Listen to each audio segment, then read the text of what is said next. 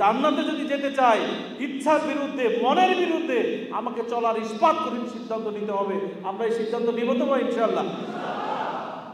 মিরপুর দক্ষিণ থানার সম্মানিত আমির, অন্যান্য নেতৃবৃন্দ এবং সামনে উপস্থিত সম্মানিত ভাইরা, ঘোষণা দেওয়া হয়েছে যে সমাপনী বক্তব্য। আল্লাহু আকবার। যখন কেউ সমাপনী বক্তব্য দেয়, সমাপনী মন্তব্যে যায়, তখন একটি চিত্র ভেসে উঠে সম্মানিত ভাইরা। তার মানে এই বৈঠকটা, মিটিং, সম্মেলন শুরু হয়েছিল, এখন শেষ হয়ে যাবে। আমার আপনার জীবনে শুরু হয়েছে যে কোনো সময় শেষ হয়ে যেতে পারে। আমাদের জীবনের যাত্রা শুরু হয়েছিল রুহের জগতে। রুহের জগৎ থেকে মায়ের উদরে, দুনিয়াতে, এরপরে কবর, হাসর, মিজান, পুলসিরাত, এরপর আমাদের সৃষ্টিকারা জান্নাত অথবা জাহান্নাম। সুতরাং এই সমাপনী গন্তব্য যেটা আমাদের, এই সমাপনী গন্তব্যের সফলতার জন্যই আমরা ইসলামী আন্দোলনে শরীক হয়েছি। আমরা বলেছি যে বাংলাদেশের ন্যায় সমৃদ্ধি সমাজ প্রতিষ্ঠা করে আল্লাহর সন্তোষ অর্জন করতে চাই, আল্লাহর সন্তুষ্টি অর্জন করতে চাই। দুনিয়ার অন্য কোনো চাওয়া পাওয়া, দেশের জন্য, জাতির জন্য, সংগঠনের জন্য, কিন্তু আমার আপনার চাওয়া পাওয়া, চূড়ান্ত চাওয়া পাওয়া হচ্ছে আল্লাহর সন্তুষ্টি এবং জান্নাত। আমরা যে আল্লাহর সন্তুষ্টি এবং জান্নাতে যেতে চাই, এর পথ পরিক্রমায় আজকে কিন্তু আমরা এই মহনায় মিলিত হয়েছি, এই সংগঠনে এসেছি।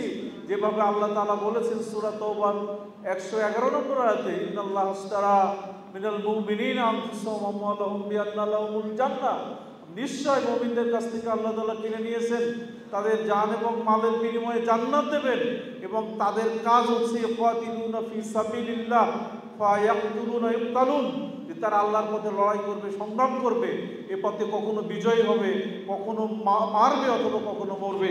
সম্মানিত ভাইরা, এই জন্য আজকের সেই জান্নাতে যাওয়ার বিনিময় আমার সময় এবং সম্পদ, এটা যদি আমি আল্লাহ তাআলাকে দিই, তাহলে কি বলে আল্লাহ রাব্বুল আলামিন আমাদেরকে জান্নাত দেওয়ার ওয়াদা করেছেন। তাহলে আমরা কি ওই জান্নাতে যেতে চাই?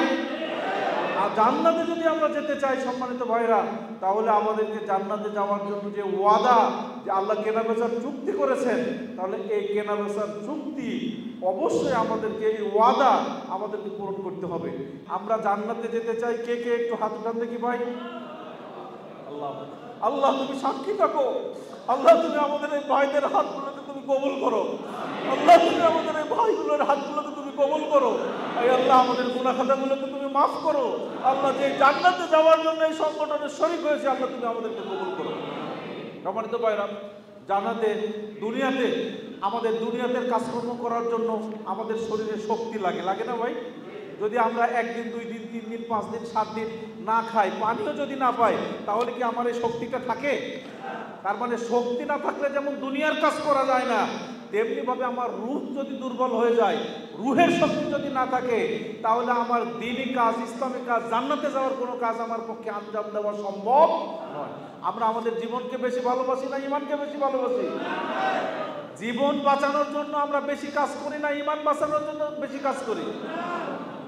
আমরা কিন্তু ঘোষণা দিচ্ছি যে ইমানকে ভালোবাসি, কিন্তু আমার 24 ঘন্টা চিন্তা চেতনা সব জীবন বাঁচানোর জন্য।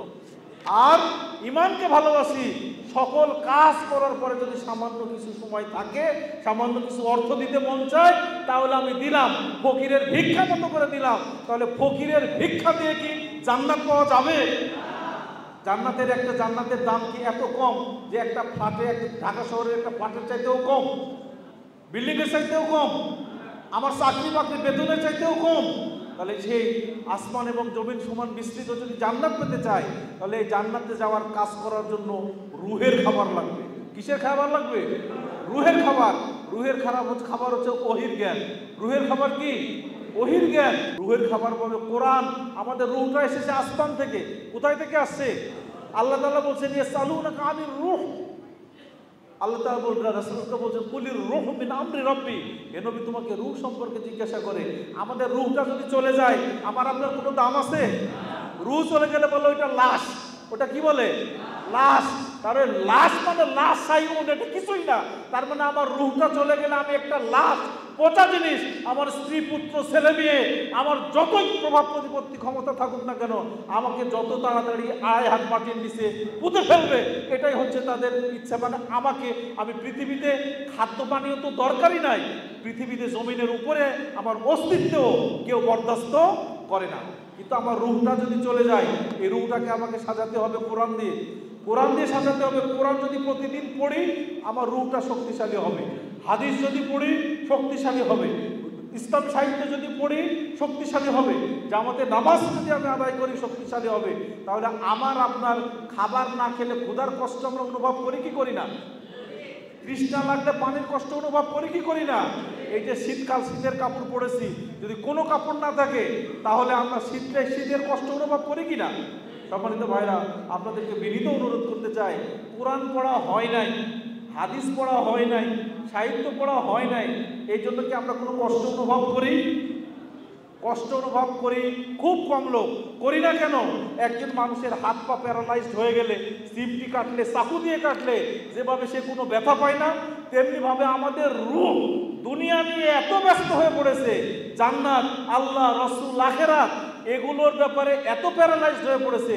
আমি নিজেও যত গুনার কাজে লিপ্ত থাকি অথবা পরিবেশ সমাজ আমাকে লিপ্ত করুক, আমার রুহে কোনো ব্যথা পায় না, কষ্ট পায় না, যার কারণে আমরা নিয়মিত কোরআন, হাদিস, ইসলাম সাহিত্য এগুলো পড়তে পারি না। এক্ষেত্রে সবচেয়ে বড় শত্রুকে আওয়ামী লীগ, বড় শত্রু আমার নফস, বড় শত্রুকে আমার নফস। আমার মন চায় না, এই জন্য আমি করি না। আমার মন চায় না, এই জন্য আমি করি না। আমার মন চাই না, আমি যদি না করি সেই কাজ, কখনো আমি জান্নাতে যেতে পারবো না। আল্লাহ সুবহানাহু ওয়া তাআলা, রাসূল বলছেন, গুজিবাতিল জান্নাতু বিল মাকারি, তোমার যত অপছন্দনীয়, কষ্টের, দুঃখের, বেদনার কাজ আছে এগুলো দিয়ে ঢেকে রাখা হয়েছে জান্নাতকে। তুমি যদি জান্নাতে যেতে চাও, সারাদিন ব্যবসা করার পরে তোমার দিনের কাজ করতে হবে, সারাদিন চাকরি করার পরে দিনের কাজ করতে হবে। যে সময় মানুষ বউ বাচ্চা নিয়ে ঘুরতে যায়, অবসর সময় বিনোদন কাটায়, খেলা দেখে, ওই সময় তোমার ইচ্ছার বিরুদ্ধে কাজ করে তোমাকে জান্নাতের পথে যেতে হবে। এই জন্য আল্লাহ রাসূল বলছেন যে যত খারাপ জিনিস, মাকরুহ জিনিস, অপছন্দনীয় জিনিস আছে সেগুলো দিয়ে আমি জান্নাতটাকে ঢেকে রেখেছি। তাহলে জান্নাতে যদি যেতে চাই, ইচ্ছার বিরুদ্ধে, মনের বিরুদ্ধে আমাকে চলার ইস্পাত করে সিদ্ধান্ত নিতে হবে। আমরা এই সিদ্ধান্ত নিব তো ভাই ইনশাআল্লাহ? আর যদি না নিই কি হবে? এই হাদিসটা বলে আমি আমার কথা শেষ করব।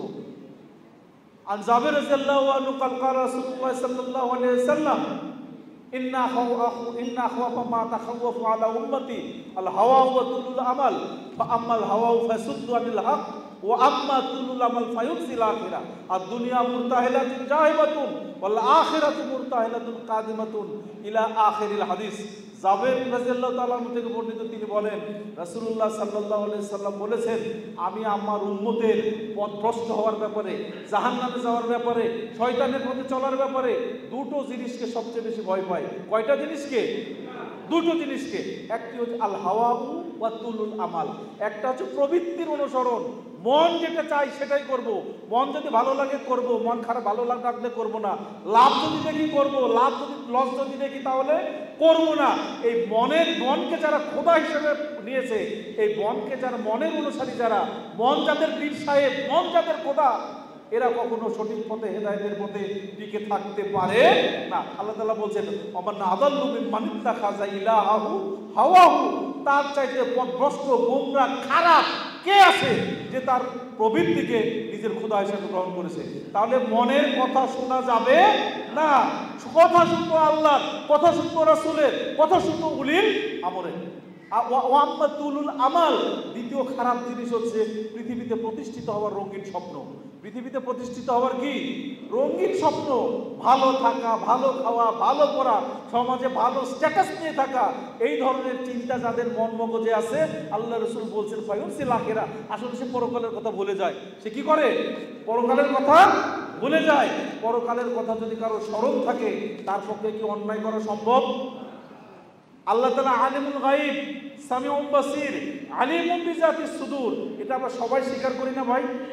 আমাদের যদি আস্থা থাকে, এই কথার উপর যদি ঈমান থাকতো, আল্লাহ আমাকে দেখছেন, শুনছেন, আমি যা করছি সব রেকর্ড হচ্ছে, এর আলোকে আমার জান্নাত বা জাহান্নামের ফয়সালা হবে, এই কথা যদি কারো মনে থাকে, তার পক্ষে কি গুনার পথে চলা সম্ভব? গুনার পক্ষে চলা সম্ভব নয়। এই জন্য আসুন সম্মানিত ভাইরা, আমরা আমাদের প্রবৃত্তির অনুসরণ না করে কোরআন সুন্নাহর অনুসরণ করি। পৃথিবীতে প্রতিষ্ঠিত হওয়ার রঙিন স্বপ্ন না দেখে বরং আমার চিরস্থায়ী ঠিকানা জান্নাত অথবা জাহান্নাম, সেই জান্নাত পাওয়ার জন্য আমরা যাই। আমাদের সফলতা এবং ব্যর্থতার মানদণ্ড সেটাই। এই আয়াত আল্লাহ রাব্বুল আলামিন বলছেন, কুল্লু নাফসিন যায়কাতুল মাউত ওয়া ইন্নামা তুওয়াফাউনা উজুরাকুম ইয়াওমাল কিয়ামাহ ফামান যুহজিয়া আনিন নার ওয়া উদখিলাল জান্নাহ ফাকাদ ফাজ। যে প্রত্যেক নফসকে সবাইকে মৃত্যুবরণ করতে হবে। সুম্মা তুওয়াফাউনা উজুরাকুম ইয়াওমাল কিয়ামাহ, কিয়ামতের দিনে আমরা যা কাজ করেছি এর মজুরি, এর প্রতিদান দেওয়া হবে। এই প্রতিদান পেয়ে যে জাহান্নামের আগুন থেকে বেঁচে জান্নাতে যেতে পারবে সেই হচ্ছে সফল কাম, সেই হচ্ছে কি সফল কাম। আর এই পথটাকে আল্লাহ রাব্বুল আলামিন বলেছেন জান্নাতের পথ। ইসলামী আন্দোলনের পথ হচ্ছে জান্নাতের পথ। সুতরাং এই পথে থেকে আল্লাহ তাআলা যেন আমাদেরকে জান্নাতের পথে কবুল করে, আমাদের শহীদ নেতৃবৃন্দের শাহাদাতকে যেন কবুল করেন। আমরা যারা আজকে এখানে এসেছি, বসেছি, দেখা হয়েছে, কথা হয়েছে, আল্লাহ তাআলা যেন আমাদের এটাকে কবুল করে জান্নাতে যাওয়ার ওসিলা এবং জরিয়া হিসেবে কবুল করে। আল্লাহ তাআলা যেন আমাদের পূর্বপুরুষ যারা কবরবাসী হয়েছেন, আল্লাহ তাআলা যেন তাদের কবরগুলোকে যেন রিয়াজুল জান্নাহ বানিয়ে দেন। যারা বেঁচে আছে তাদেরকে যেন হায়াতে তাইয়্যিবা সিহাতি কুল্লিয়া দান করেন। আমাদের মধ্যে যারা বিপদগ্রস্ত আছেন, আল্লাহ তাআলা যেন বিপদ থেকে উদ্ধার করেন। যারা ঋণগ্রস্ত আছেন তাদের যেন ঋণ পরিশোধের ব্যবস্থা করেন। যারা অসুস্থ আছেন, আল্লাহ তাআলা যেন তাদেরকে পরিপূর্ণ সুস্থতা, শেফায়ে আজিলা কামিলা কুল্লিয়া দান করেন। আবিদকে আমাদেরকে যেন দিনের প্রতি দিকে থাকার তৌফিক দান করেন। মৃত্যুকালে আল্লাহ তাআলা যেন তার ফেরেশতা দিয়ে আমাদের কানে উচ্চারণ শুনিয়ে দেন, ইয়া আইয়াতুহান নাফসুল মুতমাইন্নাহ ইরজিই ইলা রাব্বিকি রাদিয়াতাম মারদিয়া ফাদখুলি ফি ইবাদি ওয়াদখুলি জান্নাতি। সুবহানাকাল্লাহুম্মা ওয়া বিহামদিকা আশহাদু আল্লা ইলাহা ইল্লা আনতা আস্তাগফিরুকা ওয়া আতুবু ইলাইক। আসসালামু আলাইকুম ওয়া রাহমাতুল্লাহি ওয়া বারাকাতুহু।